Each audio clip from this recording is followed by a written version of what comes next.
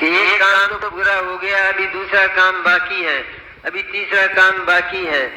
एक काम तो हो गया, मुमुक्षु मंडल तो बन गया, अब स्वाध्याय भवन बनाना है, उसके बाद कोई धर्मशाला बनाना है, उसके बाद कोई और जिनालय और मंदिर बनाना है, अथवा कोई बंगला बनाना है। तो एक काम तो हो गया, अभी दूसरे काम बहुत बाकी हैं।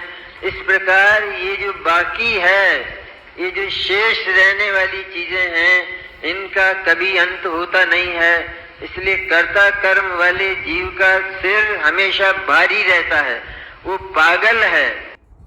आज का जो व्यक्ति है वो सुनने में तात्विक है और भीतर से अंतर में उसका जो अंतरात्मा है वो पूरा का पूरा व्यावसायिक है। उसको 24 घंटे व्यवसाय के विकल्प चलते हैं, अर्थोपार्जन हो गया है।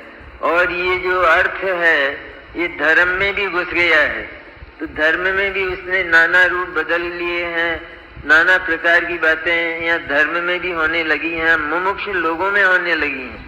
मुमुक्षु लोग भी जहाँ आवश्यकता नहीं है वहाँ पंच कल्याण कराएंगे, जहाँ आवश्यकता नहीं है वहाँ विधान कराएंगे, जहाँ आवश्यकता नहीं है वहाँ पर निर्माण कराएंगे, और निर्माण कराकर लोगों से करोड़ों रुपया किसी भी तरह से जिस किसी तरह उनको बहका कर, उनको फुसला कर, उनको अपने व्यक्तित्व से, उनको अपने प्रभाव से आकर्षित करके वो पैसा इकट्ठा करेंगे और वो निर्माण कराएंगे और सारा जीवन इस तरह बर्बाद हो जाएगा।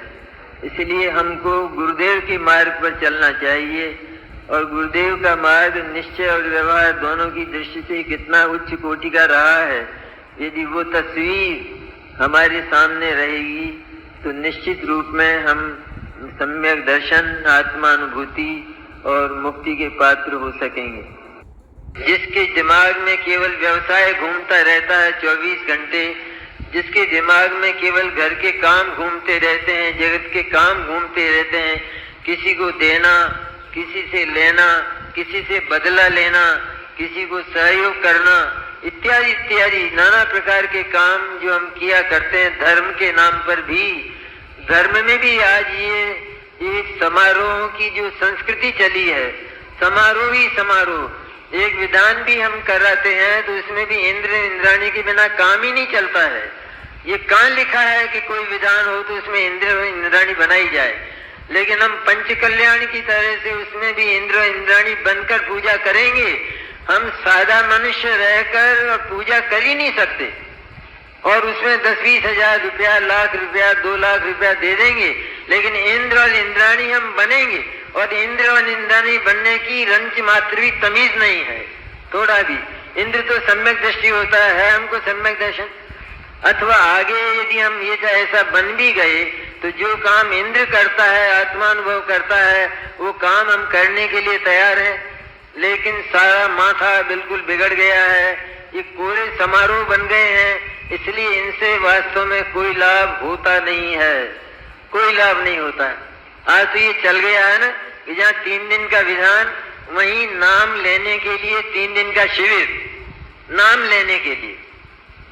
काम तो विधान में होता है, सारा का सारा उसमें जुट जाते हैं, रंग बिरंगा, ऐसा रंग बिरंगा कि उसको कोई भला आदमी तो देख ही नहीं सके। और दोनों जोड़े से बैठे हैं, जोड़े से, यहाँ भी जोड़ा, आदमी के पास उसकी पत्नी बैठी है और दोनों जोड़े से पूजा कर रहे हैं, लेकिन इनको जोड़े से ही मोक्ष जाना है। ये कौन से तरीके हैं ये? अरे स्त्री से पुरुष को छुआ कर बिठाया जाए विधान में और उस धार्मिक कार्य में, ये कौन सी बुद्धिमानी है? ये कौन से शास्त्र में लिखा है कि कहाँ लिखा है? ये क्यों नहीं हम ऐसी व्यवस्था करते हैं कि जिसमें पूरे शील और ब्रह्मचर्य की रक्षा हो? ऐसा हम क्यों नहीं करते हैं? लेकिन नहीं करते हैं क्योंकि हमको भी पैसे की, हमको तो पैसा ही दिखता है उसमें, विधान में भी किसने कितना दिया है बस इतना मात्र है। उनकी बोलियां, उनकी घोषणाएं, ये सारे के सारे काम होते हैं। इतनी विकृति आज जैन संस्कृति में आई है कि शायद दूसरी संस्कृतियों में इतनी विकृति आई नहीं होगी जितनी हम लोगों में आई है, हमारी त्यागी तपस्वियों में आई है। इतनी विकृति शायद दूसरी संस्कृति में नहीं आई, क्योंकि जैन संस्कृति सबसे उज्जवल है, वो प्रांजल है, वो शुद्ध है वो जैन संस्कृति। इसलिए उसमें थोड़ा भी दाग बर्दाश्त नहीं किया जा सकता। इस तरह यदि हम इन सब बातों पर, व्यवहार पर भी यदि हम भली प्रकार, अच्छी प्रकार सोच पाते हैं तो उनका एक सुंदर रूप बनाएंगे, बहुत सुंदर रूप, सात्विक रूप। सात्विकता रखिए अधिक से अधिक, कि हम जो कुछ भी कार्य करते हैं उसमें सात्विकता हो। ये नहीं हो कि वो स्त्री सारे आभूषण पहनकर बैठी है और सबसे बड़ी साड़ी जो 5,000 रुपए की है वो बैठकर और वो पूजा कर रही है। ये कौन सी पूजा है ये? अरे जब इंद्र और इंद्राणी बनो तब देख लेना कैसे पूजा करते हैं इंद्र और इंद्राणी। लेकिन यहाँ तो तुम मनुष्य हो, इसलिए मनुष्य बनकर ही ये पूजाएं करो। और दूसरे प्रकार से जो करना है उसमें केवल अहम पैदा होता है और उस अहम में सारी की सारी पूजा गल जाती है, समाप्त हो जाती है, सारे भाव समाप्त हो जाते हैं। और हम कहते हैं बड़ा आनंद आया। कौन सा आनंद आया जरा बताना, थोड़ा सा नमूना तो बताओ, कौन सा आनंद आया? कोई आनंद नहीं आता है और सब नष्ट चला जाता है, व्यर्थ चला जाता है। इसलिए मैं तो इसलिए आपको ये बोलता हूँ कि हमारा जो समाज है वो अधिक से अधिक व्यवहार में शुद्ध और परिशुद्ध हो, उसकी सारी क्रियाएं सात्विक हो, उसके विचार भी सात्विक हो, उसका आचार भी सात्विक हो, उसका आहार भी सात्विक हो। इस सारी सात्विकता यदि उसके भीतर आती है तो वो मोक्ष मार्ग के लायक हो सकता है।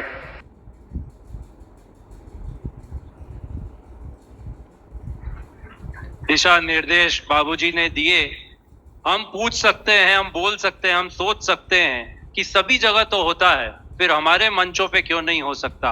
उसका मुझे तो एक ही उत्तर ख्याल में आता है जो बाबूजी ने स्वयं दिया, क्योंकि जैन संस्कृति उज्जवल है, प्रांजल है, अतः इसमें एक भी दाग बर्दाश्त नहीं किया जा सकता। इसमें एक भी दाग बर्दाश्त नहीं किया जा सकता। और साथ ही यही बोला कि इसका सात्विक रूप हम बनाएंगे। मतलब बाबूजी ने को ये विश्वास है कि आगे जो इस बात को सुनेगा वो इसके लिए कोई ना कोई कदम उठाएगा। चलिए आज बाबूजी की सभा में हम यह प्रण करते हैं, निश्चय करते हैं, विद्वज्जन सभी विराजमान है यहाँ पर, कि इसका सात्विक रूप कैसे हो सकता है, क्या पॉसिबिलिटीज हैं, जो कमियां हैं उसको दूर करें और जिस दिशा में बहुत आगे हम बढ़ गए हैं उसको वापस से पीछे आकर के उसको सीमित करें। इस प्रकार से क्या हो सकता है उसके विषय में विवेक जी कुछ कहेंगे? हाँ, पंडित विवेक जी, दिल्ली। ओम नमः सिद्धिभ्या। ये मुझे यही विषय दिया जाना है। बहुत कम सीमित समय, इसलिए रजनी भाई वहां से कह रहे हैं कि तुम ही बोलना, तो आप समझ लो।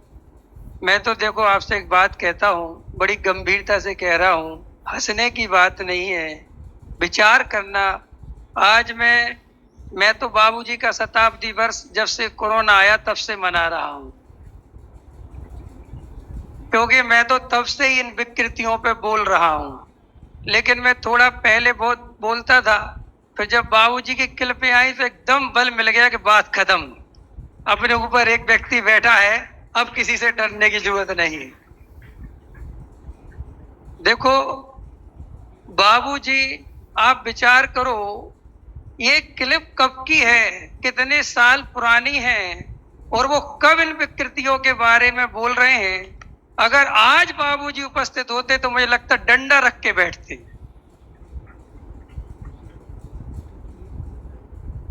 समझ में आया? डंडे के बिना बात बनती नहीं।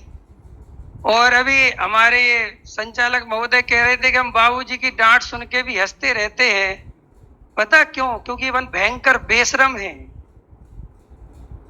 अपन अपनी कमियां सुनाओ, लोग कहते हैं जीव अनादि काल से संसार में घूम रहा है, श्रोता कहता अनंत काल तक घूमेगा, और ताली बजाते। हमें कोई होश ही नहीं है, हमसे कौन क्या कह रहा है, क्या बताया जा रहा है। चले जा रहे हैं, विकृतियां बढ़ती जा रही हैं। पूज्य गुरुदेव श्री जैसे महाप्रतापी पुरुष का इस वसुंधरा पर जब अवतार हुआ और इस समय सार में भगवान आत्मा की बात जब सोनगढ़ से गूंजी, तो सारे जगत में ऐसी भगवान आत्मा की चर्चा चलने के बाद ऐसा परम पवित्र तत्व आखिर जब ये चलता गया और डॉक्टर साहब और युगल बाबूजी जैसे रत्न गुरुदेव श्री के सत्संग में आए और हम सबको उनके कारण आज ये जो तत्व ज्ञान घर घर पहुंचा। मैं आपको याद दिलाना चाहता हूं, डॉक्टर भारल्य जी मेरे गुरु जी जब गुरुदेव श्री की चिता जल रही थी तब उनने कहा आज हमारा वो गुरु चला गया जो कहता था कि धन धूल है, ए सेठियाई छोड़ ना बकरे के पेट में मैं करेगा, ऐसा कहने वाला गुरु अब हमें कहां मिलेगा। लेकिन तब तक भी ठीक था। डॉक्टर साहब ने कहा नहीं, अभी भी हम हैं और जब तक हमारी आखिरी सांस रहेगी तब तक हम ये पूरी ईमानदारी के साथ ये तत्व ज्ञान पूरी निर्मलता के साथ, पूरी वजन के साथ और पूरी ईमानदारी के साथ, समर्पण के साथ समाज में बताते रहेंगे। उसी क्रम में हमारे युगल बाबूजी, सोचा आपने, अरे हमारा युगल बाबूजी जैसा व्यक्तित्व तो नहीं बन सकता, हम उनके जैसे साहित्यकार तो नहीं बन सकते, लेकिन उनके जैसे द्रव्य दृष्टि तो हम भी कर सकते हैं, आत्मा का अनुभव तो हम भी कर सकते हैं। आखिर क्यों नहीं हम ये सिर्फ एक बाबूजी तो हम क्यों नहीं बन सकते बाबूजी? हमारे अंदर क्या कमी है? जब प्रत्येक जीव भगवान है और भगवान बनने की ताकत मेरे अंदर है और बाबूजी ने और गुरुदेव ने और सबने यही घोषणा करी, तो आखिर हम लोगों में क्या कमी है? आखिर ऐसी क्या बात है जो रोज हमारी ये विकृतियां बढ़िया? इसका कारण है पंडित लोभी हो गए और सेठिया मानी हो गए। और ये पंडितों के लोभी होने से और सेठियों के मानी होने से गड़बड़ रुकने वाली नहीं है, ये बढ़ती जाएगी। चाहे हम कितने ही भाषणबाजी कर ले, मैं सब जानता हूं। अभी मैंने एक घटना देखी, एक जो कार्यक्रम के आयोजक हैं, जो सब कुछ है, सब जिम्मेदारी उन्हीं के ऊपर है, और बेई अपना दुखना रो रहे हैं। बेई कह रहे साहब विकृति बहुत हो रही, तो मैंने उनसे फोन करके कहा कि आप ही आयोजक हो, तो बोले साहब हमारी चलती नहीं। तो हमने कहा आयोजक किस काम के, हटो वहां से। कौन किसको रो रहा है? विद्वान अपना रोना रो रहे, सेठिया अपना रोना रो रहे, श्रोता अपना रोना रो रहे। भाई सुधारना किसको है? समस्या है कहां? प्रॉब्लम तो सोचनी पड़ेगी। आप लोग अपने हृदय पे हाथ रख के बताओ, किसको पता नहीं है कि सम्यक दर्शन का विषय क्या है? किसको पता नहीं है सम्यक दर्शन की पात्रता क्या है? एक व्यक्ति हाथ उठाओ कि मुझे सब पता नहीं है। फिर भी हम विद्वानों से पूछते सम्यक दर्शन की पात्रता क्या है, और विद्वान अलग अलग नया बताएंगे, सबसे अलग अलग सुनना चाहते। मैं खुद विद्वान हूं, हम अपने आप को चेक करें कि हम वास्तव में जिस तत्व की बात करते हैं उसकी श्रद्धा, उसकी प्रति पवित्रता हमारे हृदय में उतनी है? हम लोग, एक विद्वान दूसरे विद्वान की टांग खींचने में लगा रहता है और अपने आप को गुरुदेव का भक्त कहते हैं। अरे बढ़िया तो भी है ही, सुनो और सुनो, क्या हमारे जीवन में जब तक ये दोहरा चारित्र नहीं जाएगा, मैंने देखा है लोग मेरे सामने कहते विवेक बहुत बढ़िया बताते हो, तुम बहुत बढ़िया बताते हो, और पीठ पीछे कहते इसका नाम काट दो, आदमी खतरनाक है। आपको इस बात का दुख है क्या? भाई साहब एक बात बताओ, हम सत्य सुन नहीं सकते तो हम सत्य पे चलेंगे क्या? हमें सत्य चुभने लगा है, हम समझौतावादी हो रहे हैं, हमारा एकांत में तत्व विचार करने का मन नहीं करता। बाबूजी कितने साल पहले कह रहे कि हम जिनवाणी इसलिए पढ़ रहे कि ताकि नींद अच्छी आ जाए। हम लोग इतने औपचारिक हो रहे, कार्यक्रमों में अपनी अटेंडेंस लगवाने जाते हैं। बड़े बड़े सेठिया प्रवचन नहीं सुनते, अटेंडेंस लगवाते, सामाजिक सरोकार पूरा करते। पंडित अपनी अटेंडेंस लगवाते हैं और फिर हम कहते हैं कि साहब वो काम नहीं हो रहा जो बाबूजी ने किया, वो काम नहीं हो रहा जो डॉक्टर साहब ने किया।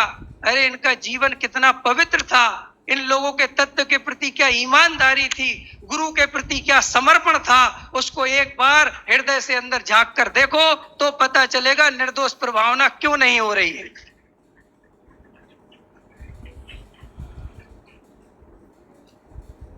मुझे पता है यहाँ समय बहुत सीमित है, इसलिए अब इतनी बोल देता हूँ। ठीक है, छोड़ा कहा बहुत जानना, बाकी अभी मैं दिल्ली जाऊंगा तो छोड़ूंगा नहीं। अभी मेरा तो शताब्दी वर्ष चलेगा, 5-7 दिन और प्रवचन चलेंगे इसी पे, क्योंकि आज दिन पर दिन हालतें हो रही है। मुझे इतने आश्चर्य होता है मुमुक्षु समाज पे। हम पढ़ने वाले, हमने सुबह देवेंद्र पंडित जी साहब का भी प्रवचन सुना और हमने उसी के बाद राजन जी का ही प्रवचन सुना। राजन जी कुछ अलग ही बोले, देवेंद्र जी कुछ अलग ही बोले, और हम दोनों बचा गए और हम कुछ भी ना बोले। हम ये भी सुन लेते हैं कि सम्यक दर्शन की मुझे जरूरत नहीं, सम्यक दर्शन को मेरे दर्शन करना हो तो कर ले। ये पता है कहां बैठ के बोला है बाबूजी ने, और तुम कहां बैठ के सुनते हो। ज्ञानियों की सबसे बड़ी अगर संकट और सबसे बड़ी मैं समस्या समझता हूं तो वो जहां से जो बात बोलते हैं श्रोता वहां से ग्रहण नहीं करता। श्रोता हमेशा छल ग्रहण। लोगों ने क्रमबद्ध पर्याय जैसे महासिद्धांत को क्या किया, सम्यक दर्शन की चिंता छोड़ दी, दुकान की चिंता ज्यों की त्यों है। जबकि भाई साहब दुकान की चिंता छोड़नी थी, आत्मा की तरफ जाना था, इसलिए क्रमबद्ध पढ़ाई थी। ये नहीं कि दुकान में बैठो और स्वाध्याय जी योग्यता है जी, जब आएगा तो पैसा पे क्यों नहीं छोड़ता, योग्यता पे। ये सब छल ग्रहण हो जाते हैं। भैया अभय जी भाई साहब मेरे को कह रहे हैं गुरु जी है मेरे, बस मैं तो इतना ही कह रहा हूँ, मेरी बातें बुरी तो लगती है, लेकिन वास्तव में मेरा कोई अंदर से किसी प्रकार का किसी का कटाक्ष, मेरा कभी कोई भाव रहता ही नहीं, अभिप्राय रहता ही नहीं। मैं तो मात्र ईमानदारी से कह रहा हूँ भैया ये बहुत चला जाएगा। ये राजनीतिक मत बनो, धार्मिक बनो, ये सब राजनेता करते हैं, हम सबको ये सब नहीं करना। हमें केवल अपना आत्म कल्याण करना है। तत्व प्रचार अपनी योग्यता से अगर अपन पवित्र रहेंगे तो गारंटी से बढ़िया होगा, और अगर अपन पवित्र नहीं रहेंगे तो हम केवल डिस्कर्स करते रहेंगे, वो प्रभावना नहीं हो पाएगी। मेरी बातें किसी को अन्यथा लगे तो मुझे क्षमा कर दे। धन्यवाद। जय जिनेन्द्र। बहुत बढ़िया। विपिन जी भाई साहब कुछ शॉर्ट में कुछ बात कहना चाह रहे हैं। विपिन जी।